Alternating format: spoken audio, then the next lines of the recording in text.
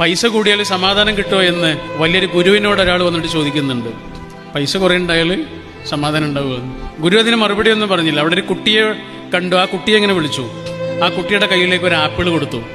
ആ കുട്ടിക്ക് വല്ലാതെ സന്തോഷമായി. പക്ഷെ ഒരാപ്പിൾ കൂടി കൊടുത്ത് അവന് സന്തോഷം ഒന്നുകൂടെ കൂടി. ഒരാപ്പിൾ കൂടി കൊടുത്ത് അവന് പിടിക്കാൻ കഴിയണില്ല.